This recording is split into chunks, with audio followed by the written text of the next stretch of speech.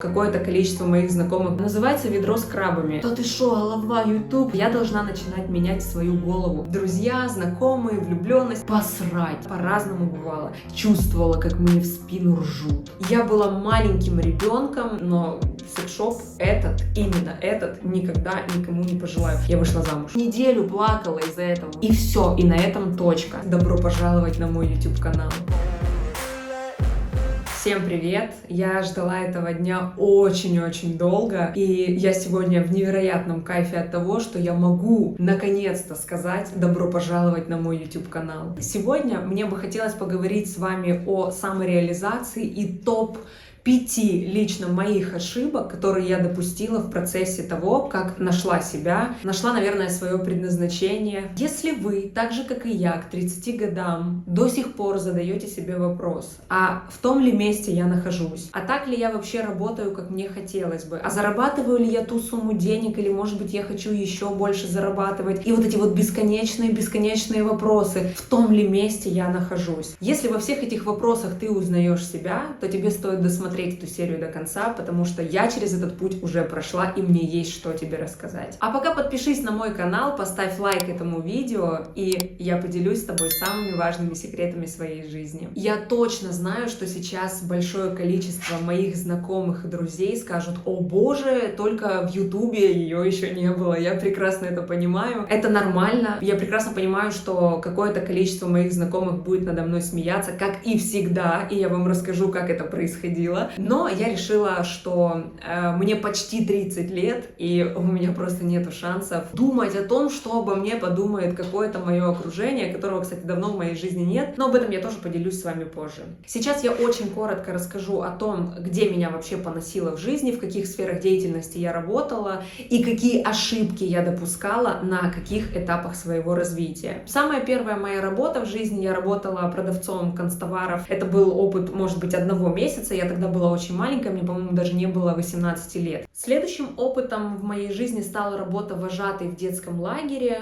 Я там проработала 3 месяца. Мне, в принципе, понравилось, но я не относилась к этому как к серьезной работе, потому что, ты на отдыхе, ты среди детей, ты чем-то занимаешься таким креативным, творческим. Большую часть времени мы пили алкоголь, курили, и веселились. Следующая моя более серьезная работа, это уже был Макдональдс. Я работала ЧБРом. Это член бригады ресторана сети Макдональдс. Это была классная работа, но я тоже не особо воспринимала ее как работу. Там тоже был свой вайб, коллектив, новые какие-то друзья, знакомые, влюбленности. В общем, это было все несерьезно, но это приносило мне деньги, и будучи студенткой, получая стипендию, учась на дневном 18-19 своих лет, я уже работала в Макдональдсе, зарабатывала неплохие деньги, в принципе, содержала себя сама. После Макдональдса случился такой маленький переломный момент. Я вдруг поняла, что, может быть, я не хочу работать в найме, мне не нравится работать на какого-то директора и все такое.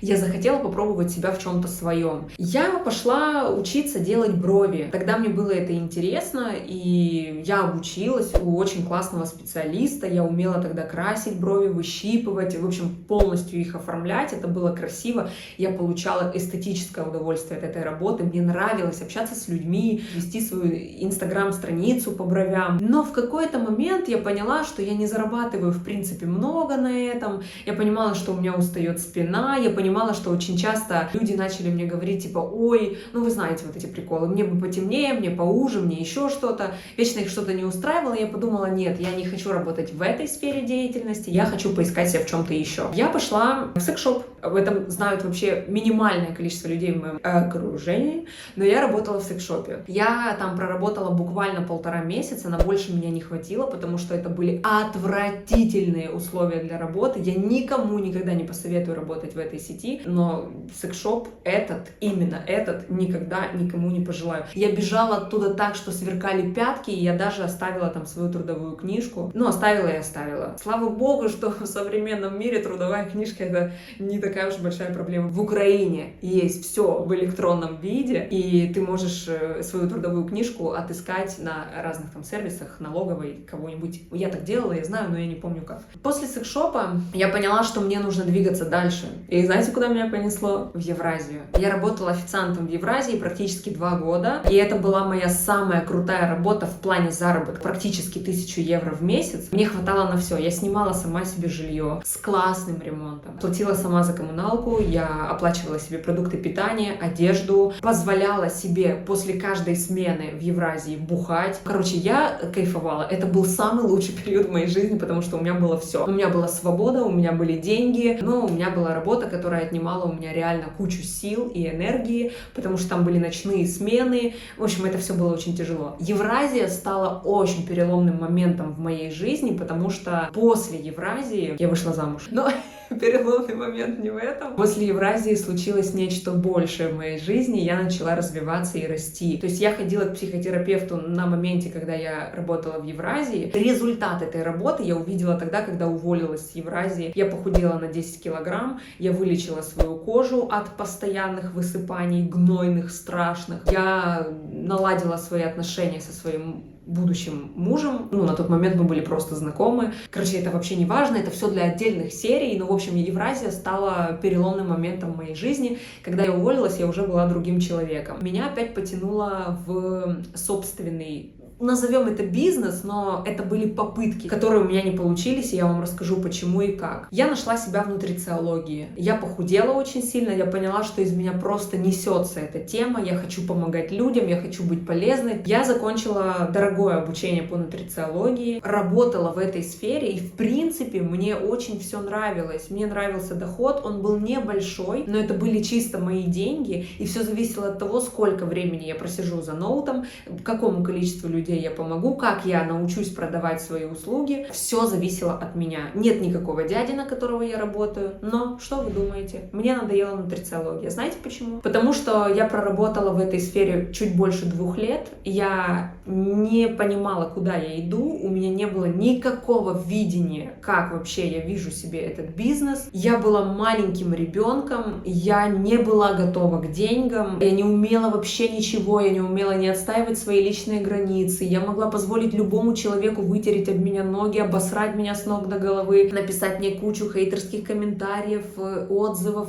Короче, я глотала просто все, и меня это уничтожило. И тогда я поняла, что я допускаю какие-то суперсерьезные ошибки во всей своей этой истории трудоустройства пожизненного. Меня помотало много где. Я работала в разных сферах. Я работала и от тяжелого найма до легкого, по-разному бывало. Но я нигде не могла преуспеть. И меня это постоянно мучило. Я не понимала, почему мне почти 30 лет, а я ничего в этой жизни как такового не добилась. У меня нету собственной машины, купленной за свои деньги. У меня нету квартиры, которую я купила себе сама. У меня нету, практически ничего. Единственное, что купила я за свои деньги, это собака. Корги, которая есть в нашей семье, вот этот прекрасный куш, это животное, которое куплено на мною заработанные деньги. После того, как у меня не получилось в нутрициологии, я опять пошла в найм, потому что я такой человек, я не могу сидеть без дела, я не могу сидеть на шее у мужа, мне нужно работать. Я работала в центре остеопатии администратором, это, кстати, очень крутой центр остеопатии в Киеве, и это для меня был новый уровень, что я попала на работу, куда ходят люди от Арестовича до Дана Балана. Будучи там, я осознала, что я уже немножко выше, я уже немножко лучше, но я пока еще не зарабатываю тех денег, которые я бы хотела зарабатывать. И меня опять это все угнело, я такая, все, я не хочу работать, я беру паузу. Я всегда была тем человеком, то есть мне не стыдно то, что я поменяла 500 миллионов работ, мне не стыдно, что каждый раз, когда я говорю в своем инстаграме, что я начинаю заниматься чем-то новым, люди начинают надо мной ржать и говорить, да чем еще ты в своей жизни еще не занималась. Может быть, уже найди себя, может быть, уже остановись на чем-нибудь. И я понимаю, что нет, я меняюсь, меняется моя жизнь, меняются мои интересы, меняется моя работа. Это нормально. Я вообще не сторонник, чтобы в трудовой книжке была одна запись на всю жизнь. Это советские какие-то установки. Современная молодежь, она уже давно не живет по этим правилам, и я не исключение. То есть я за то, чтобы идти туда, куда тебя несет течение. И сегодня течение мышление занесло меня в YouTube. Я расскажу потом почему, я расскажу как. Я вам хочу сказать, что я очень долго зрела для того, чтобы сейчас взять камеру в руки. Все всегда меняется, начиная с мышления. И я прекрасно понимала, что вот вся та история с моими профессиями и работами — это мой потолок финансовый. Я понимала, что в своей жизни я зарабатываю 1000 евро-1000 долларов, примерно вот такую сумму, и на большее мой мозг просто не способен. Я понимала лишь одно: если меня эта история не устраивает, то я должна начинать менять свою голову. Я это понимала прекрасно. Каждый раз, когда мне говорили: Катя, может быть, ты попробуешь уже остановиться в какой-то сфере деятельности и уже типа, я понимала, что нет. Я понимала, что любое мое начинание нового дела, оно приведет меня в ту же точку, где я разочаруюсь, опущу руки и скажу: это не мое, я буду искать себя дальше. Но ключевая моя ошибка была в том, что я, оставаясь при одном своем мышлении, пыталась что-то изменить в своей жизни, но так не работает. Нужно поменять свою голову сначала, чтобы потом менялись твои действия. Поэтому я всегда из всех щелей, из всех соцсетей всегда говорила о психотерапии. Потому что психотерапия, она меняет в корне твою жизнь. Ты можешь изменить свою внешность, ты можешь изменить все. Ты можешь изменить свои отношения, ты можешь изменить все благодаря психотерапии. И я решила взяться серьезно за свой финансовый рост, за свою самореализацию, за свое саморазвитие и, наконец, повзрослеть. И я считаю, что на сегодняшний день мне почти 30 лет, и я считаю себя взрослой женщиной. Я вам потом расскажу, почему и как я это поняла, но самое ключевое: пожалуйста, никогда не допускайте вот этих ошибок. Итак, топ-5 моих самых серьезных ляпов во всей этой истории. Первое — это сравнивать себя вообще с кем-либо. Никогда не сравнивайте себя вообще ни с кем. Вы уникальны. И все, и на этом точка. Я всегда, когда занималась нутрициологией, бровями, чем угодно, я всегда себя сравнивала с теми, кто уже добился высот в этой сфере деятельности. Где я, нутрициолог, только что вылупившийся, не знающий ни хрена в этой жизни, ничего не понимающий, и взять, например, Екатерину Толстикову, Оксану Скиталинскую, Софию Рожко. Это люди, которые уже имеют огромные бизнесы в этой индустрии. И тут я, моль, вылупилась вообще непонятно откуда. Я постоянно сравнивала себя с теми, до кого мне очень далеко. Это то же самое, что, например, новый какой-то свежий интервьюер будет себя сравнивать там... Про Дудя, наверное, сейчас лучше не говорить. Ну, короче, вы поняли. Я вам хочу сказать, что самая первая моя ошибка была сравнивать себя. Потому что в этом сравнении я утопала, и я умирала, как профессионал, как личность, как кто-либо. Хотя я была профессионалом, это точно. Вторая моя самая большая ошибка — это бояться рискнуть, бояться осуждения друзей, бояться мнения со стороны. Вы знаете, когда я выставляла в сторис, что я меняю там какую-то сферу деятельности, я чувствовала, как мне в спину ржут. Я это чувствовала какими-то фибрами, не знаю чем. И что вы думаете, я сделала? Я проработала этот момент в психотерапии, и теперь мне вообще все равно, кто обо мне что подумает. Моя задача на сегодняшний день — реализовать себя и сделать так, чтобы я умела зарабатывать не 1000 евро в месяц, а 10 000 евро в месяц. И если я не приду к этой цели, то зачем вообще это все? Короче, все вот это вот осуждение друзей, их мнение, посрать. Когда-то мне психотерапевт сказал одну такую важную вещь. Когда я была нутрициологом, меня жестко осадил один чувак, и я подумала, типа, я неделю плакала из-за этого, вы понимаете? Но меня по-любому это сделало сильнее.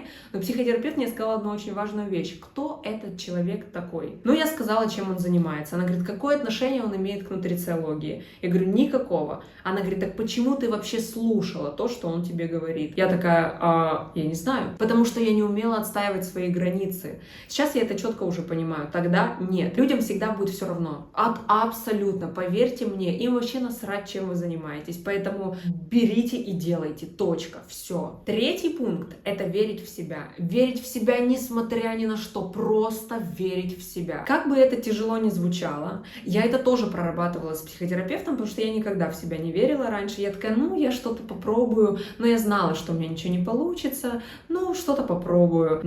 Или вы верите в себя, или вы не можете. Все, это точка. Вот эту фразу запомните себе. То есть Я понимала, создавая YouTube, что я верю в себя. Потому что если бы я опять начала сомневаться, я бы поняла, что это закончится на 10-15 видео и разойдемся. Но нет, я точно знаю, что я кинула себе вызов. Вы знаете, как я люблю кидать себе вызовы, и я всегда дохожу до конца. Поэтому этот канал, новая я, и в свои 30 лет я буду просто обязана поставить галочку, что да, я что-то в этой жизни смогла добиться. Это все нахуй. Четвертый пункт. Это, знаете, есть такая притча, статья, не знаю, как это правильно сказать, называется «Ведро с крабами». Это окружение. Это моя любимая темка — окружение. Если ты сейчас живешь той жизнью, которая тебя не устраивает, первое, что тебе надо поменять, это твое окружение. Это реально ведро с крабами, которое будет тянуть тебя назад всю, жизнь. Ты только попробуешь куда-то выбиться, тебе люди скажут: да ты шо, да не высовывайся, да ты шо, голова, YouTube, ха-ха-ха, хи-хи-хи, и вся вот эта история. Никого нахуй не слушать. Вы должны понимать, что если вы хотите сделать какой-то серьезный прорыв, вам надо просто закрыться в маленькой квартире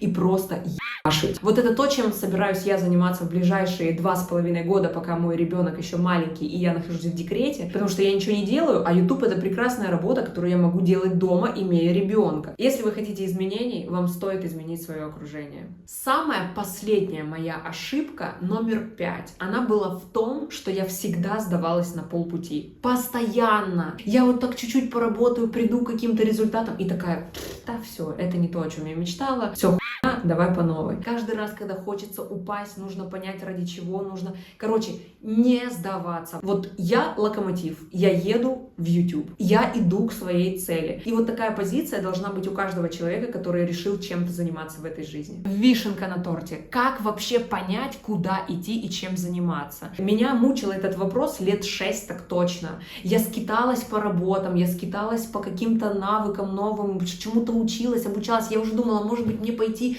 айтишницей быть. Думаю: блядь, Катя, какая нахуй айтишница? Куда ты прешь, если это вообще не про тебя? Понимаете? То есть я уже старалась браться за что-нибудь. Маркетинг, IT. А потом я подумала: вот без чего я вообще не могу представить свою жизнь. И я реально, знаете, что поняла? Я буду не я, если я не буду вести социальные сети. Вот все. Это моя потребность. Моя потребность в том, чтобы быть полезной людям, чтобы что-то рассказывать. У меня есть огромный багаж жизненного опыта к своим почти 30 годам. Мне реально есть о чем рассказать. И я точно знаю, а вы можете вот здесь сейчас увидеть, я очень многим людям была полезна, ведя свою страничку в Инстаграм. Но Инстаграм — это такая платформа, которая неблагодарная, скажем так. Там очень тяжело дать какое-то знание, потому что сторис всего 15 секунд, ты понимаешь, что вот такую ленту твоих историй никто смотреть не будет. А YouTube — это прекрасная площадка, на которой любой человек, которому я интересна, сможет посмотреть и услышать то, что я хочу донести. Собственно, поэтому и был выбран YouTube.